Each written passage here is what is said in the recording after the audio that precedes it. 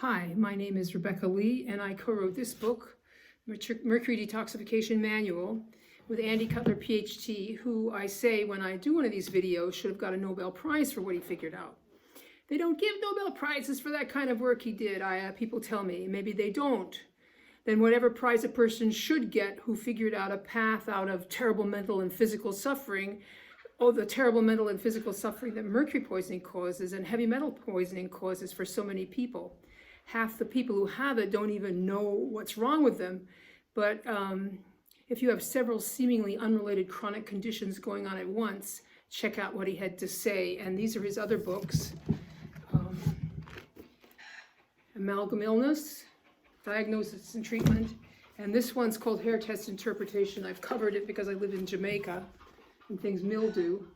Hair Test Interpretation, Finding Hidden Toxicities. And that's where you'll find the biggest, the most that he wrote about lead poisoning, which is the subject of this video. And it's been coming up a lot quite a bit lately in our support group and on discussions with my clients. So I decided to revisit this article I wrote a couple of years back. I wrote it when I got mad at Lead Safe Mama, or Tamara Rubin, when she dissed Andy. And not that I relish revisiting that, but it was a pretty good article, so here goes. So this is it. I very often send people to Tamara Rubin's website when their kids particularly show high lead on hair tests.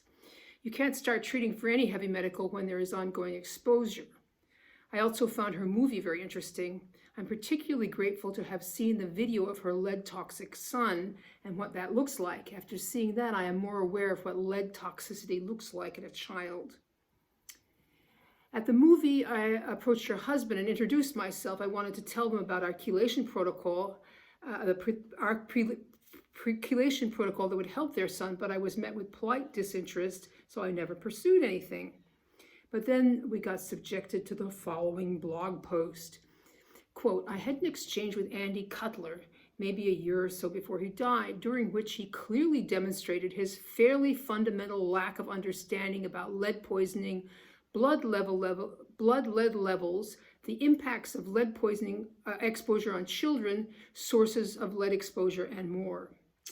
He had advised a parent in a way that shared incorrect and even blatantly false information, and if the parent had followed his advice, her child would likely have had serious long-term acute lead exposure as a result. His information about lead was not at all science-based, and in fact was completely contradictory to the well-studied, quote, parentheses, including some genuine, forward-thinking, progressive, innovative, yet scientific evidence-based, end quote, understanding of the issue by the current body of top scientists working with childhood lead poisoning today. I resolved to write a blog post about this and was going to, but then he passed away and my day-to-day work focused my attention on other matters. I'm aware that some parents have reported benefits from his work, but where lead, with a capital L, was concerned, his advice demonstrated complete ignorance and was, well, frankly, simply fraudulent, amounting to the spreading of dangerous, unsupportable opinions and misinformation that may very well have led to the prolonged lead poisoning, prolonged exposure to a specific and significant source of lead for possibly hundreds of children, if not more. Again, I will write more about this when I have time. Well, that brought me to a screeching halt. I'll add here that Ms. Rubin never did get around to telling us what terrible things Andy had said. Andy was a PhD scientist with a Mensa Society IQ. Whatever he told her was probably right, but looks like we will have to wait a bit to hear the sequel to her overheated remarks. Tamara is right that lead is a big problem in the US. There is a lot of lead out there in the environment, and a lot of kids and adults, too, are getting exposed to it. And it particularly causes behavioral problems in children. I think that a big percentage of people in jail probably suffer from it. Where we differ is that Tamara, and all the medical establishment for that matter, think that lead poisoning causes permanent damage. Once your child has it, you just have to accept they have brain damage and nothing can be done other than behavioral therapies. The doctors don't even believe in mercury poisoning, by the way. Lead, like mercury, doesn't damage the same way as traumatic brain injury. as a traumatic brain injury or a cancerous tumor. Instead, it interferes with dynamic chemical processes in the body. It gets in there and stops the biochemistry from working properly. Get it out, and the body will start working properly again, or at least it will try to. I don't understand why the parents of these poor, toxic children believe what the medical establishment has to say. The doctors are wrong about so many things. Why do you accept their belief that your children are permanently damaged? Half the time it was these same doctors who injured them in the first place. Chelate them and see what happens. Read the books that Andy wrote. Check the studies that he used to develop his protocols. Read testimonials from people who have recovered and have recovered their kids. And will post a link later when I give the transcript to a place where we've accumulated testimonials. Everywhere I go, I see poisoned children. I see the little wan faces staring listlessly from strollers all about. I see children who can't sit still or concentrate. I see teenagers and young adults who can't hold jobs and can't make eye contact.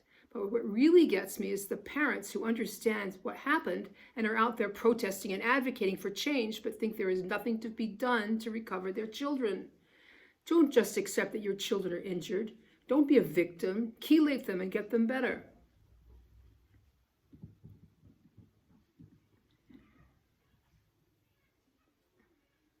And even more than that, don't base your personality on how wonderfully you're coping with your injured children. You owe it to them to do your due diligence on this subject. And the first place to start would be a careful study of what Andy Cutler had to say.